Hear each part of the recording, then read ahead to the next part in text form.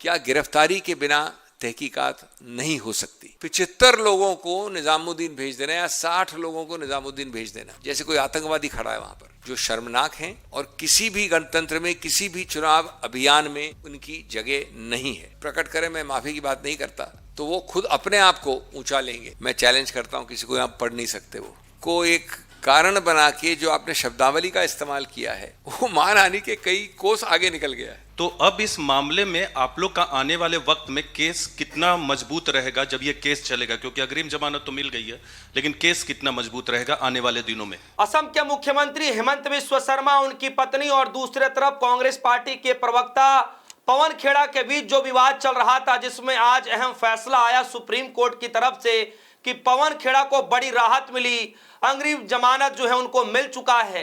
अब तक यह खबर चल रही थी, लेकिन अब खबर यह पता चल रहा है कि हेमंत बिस्वा शर्मा की मुश्किलें बढ़ने जा रही हैं और आज 40 मिनट की प्रेस कॉन्फ्रेंस की गई। अभिषेक मनु सिंघवी ने प्रेस कॉन्फ्रेंस किया। सोचिए, जो पवन खेड़ा की तरफ से इस लड़ाई को लड़ रहे थे, जो वकालत कर रहे थे सुप्रीम कोर्ट के अंदर, उन्होंने आज प्रेस कॉन्फ्रेंस किया और सुनिएगा कि हेमंत बिस्वा शर्मा को लेकर के आगे किस तरीके से मुश्किलें बढ़ने जा रही हैं, आगे क्या कुछ हो सकता है। इत्मीनान से जरा इस वीडियो को सुनिए। मैं आपको याद दिलाना चाहता हूं कि इस केस की यात्रा बहुत अल्प समय में कई अलग अलग जगहों से निकली है, बल्कि दौड़ी है, क्योंकि बहुत कम समय में ये काम होना पड़ा था। एक कामरूप के मजिस्ट्रेट में ये कहानी शुरू हुई थी प्रेस कॉन्फ्रेंस 5 तारीख के बाद।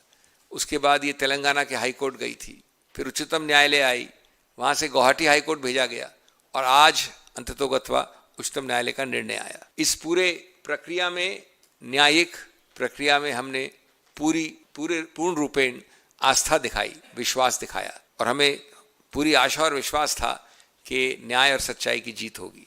ये हमको जो सबसे महत्वपूर्ण कानूनी, संवैधानिक, गणतांत्रिक सिद्धांत याद दिलाता है वो एक है कि जब कोई मानहानि का आरोप हो, और अभी हम आरोप के क्षेत्र में हैं, तो आपको एक प्रश्न सबसे पहले पूछना चाहिए, क्या गिरफ्तारी के बिना तहकीकात नहीं हो सकती? अगर गिरफ्तारी के बिना तहकीकात असंभव है तो वो बहुत बहुत बहुत रेयर केसेस में आप गिरफ्तारी कर सकते हैं। लेकिन जिसको हम त्रिकोण वाला टेस्ट कहते हैं, ट्रिपल टेस्ट कहते हैं, भगोड़ा होने का कोई सवाल नहीं है, जाना माना व्यक्ति है, समाज में, घर में, राजनीति में उसकी जान में उसकी एक पहचान है, वो अंडरटेकिंग दे सकता है कि वो हर हफ्ते इस बार आएगा तहकीकात के लिए, जवाब देने के लिए, पूछताछ के लिए।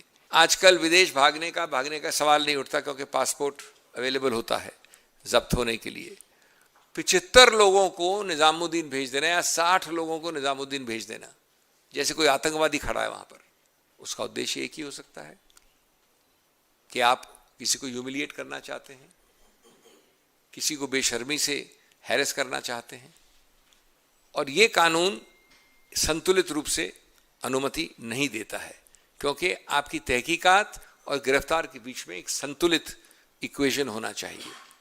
मैं समझता हूं कि अगर वो हमारे सुझाव से नहीं, स्वतः इस बात पर पुनर्विचार करें और कम से कम गंभीर रूप से खेद प्रकट करें, मैं माफी की बात नहीं करता, तो वो खुद अपने आप को ऊंचा लेंगे। हमको कोई उससे खास सरोकार नहीं है, लेकिन दुख इस बात का है कि इस प्रकार की शब्दावली, इस प्रकार के आरोप, इस प्रकार के धमकियां, इस प्रकार के संदर्भ और इडियम्स का इस्तेमाल किया गया है जो शर्मनाक हैं और किसी भी गणतंत्र में, किसी भी चुनाव अभियान में उनकी जगह नहीं है। 9 प्रावधानों का इस्तेमाल किया और 9 के 9 हमने सिद्ध किया बेलेबल हैं। एक शेड्यूल होता है कानून में जिसमें लिखा आता है बेलेबल। बेलेबल का मतलब होता है कि इतना निचले दर्जे का उसमें पनिशमेंट है कि आप ऊपर जाने की आवश्यकता नहीं कोर्ट कचहरी में। पुलिस भी बेल देने का अधिकार क्षेत्र रखती है, यद्यपि हमें कोई आशा और विश्वास नहीं है कि असम पुलिस के बारे में जो कहा गया है माननीय मुख्यमंत्री द्वारा, उसके बाद असम पुलिस कभी सोचेगी भी अपने आप बेल देने की। अभिषेक जी, मेरा सवाल ये है कि जिस तरीके से चुनाव के दौरान टिप्पणियां मुख्यमंत्री की ओर से की गई, खेड़ा साहब को पेड़ा बना देंगे और उसके आगे भी कई शब्दों का इस्तेमाल किया गया, इन अमर्यादित जो टिप्पणियां की गई और उसके बाद जिस तरीके से पुलिस बल यहाँ पे भेजा गया, फिर हैदराबाद भी भेजा गया, क्या कोई कानूनी पहलू है? अभिषेक मनु सिंघवी जी, मुख्यमंत्री के खिलाफ भी कार्रवाई के मद्देनजर क्या आपको लगता है कि ऐसे अमर्यादित शब्दों के खिलाफ आप लोग कोई कानूनी कार्रवाई का विकल्प बचता आप देखिए, लोगों के पास? जहां तक इस केस का संदर्भ है, इसके हर वक्तव्य को हमने याचिका में दिया है। जो आपने बोला वो दूसरे पेज पे, इसका पहला पेज मैं चैलेंज करता हूं, किसी को आप पढ़ नहीं सकते वो। तो इसलिए ये सबसे पहले तो आत्मविश्लेषण का एक मुद्दा है जहां तक मुख्यमंत्री का सवाल है। दूसरा मुद्दा है उनकी पार्टी का आत्ममंथन, आत्मसोच। और तीसरा है, इसमें तो केसेस चल रहे हैं जिसको हम हेट स्पीच कहते हैं, उसके केसेस चल रहे हैं, अलग अलग कोर्ट कचहरी में चलेंगे।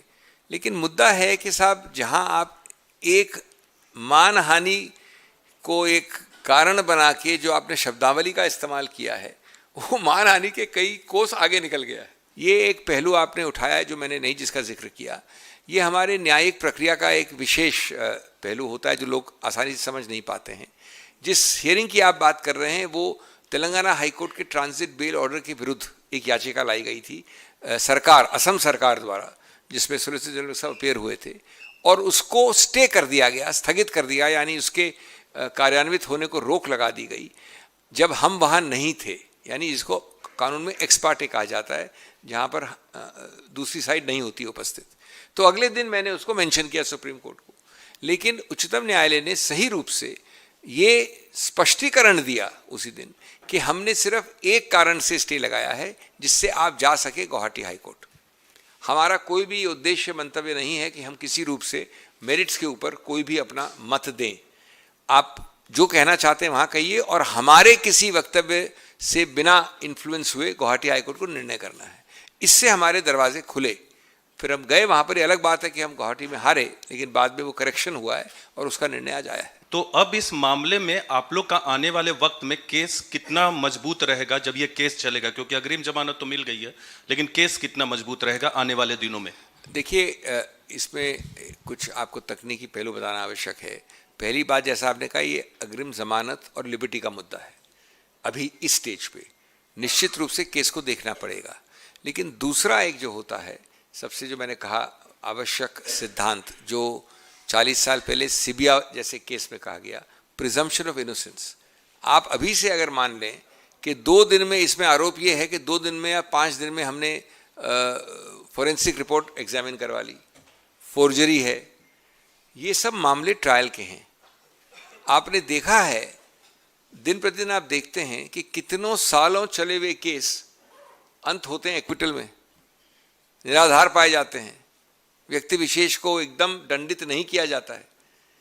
तो इसीलिए बनाए गए हैं बेल के प्रावधान कि जब तक आपको एक ऐसे स्तर, जिसको कहा जाता है बर्डन ऑफ प्रूफ, इतना परिपक्व न हो, तब तक आपको हम दोषी नहीं ठहरा सकते। तो हम बिल्कुल, तो हम समझते हैं कि हमने सत्य कहा है, हम समझते हैं कि ये जितने भी तथ्य हैं बाहर आएंगे। अभी इसकी बात नहीं हो सकती है, न मैं कह सकता हूँ, न आप कह सकते हैं। कानून देखेगा, ट्रायल देखेगी, और फिर जो सत्य की विजय होगी वो होगी। इस खबर को लेकर आपकी क्या राय है दोस्तों? वीडियो कमेंट सेक्शन में जाएगा, अपनी राय रखिएगा। फिलहाल के लिए दीजिए इजाजत। देखते रहिए न्यूज़ धन्यवाद।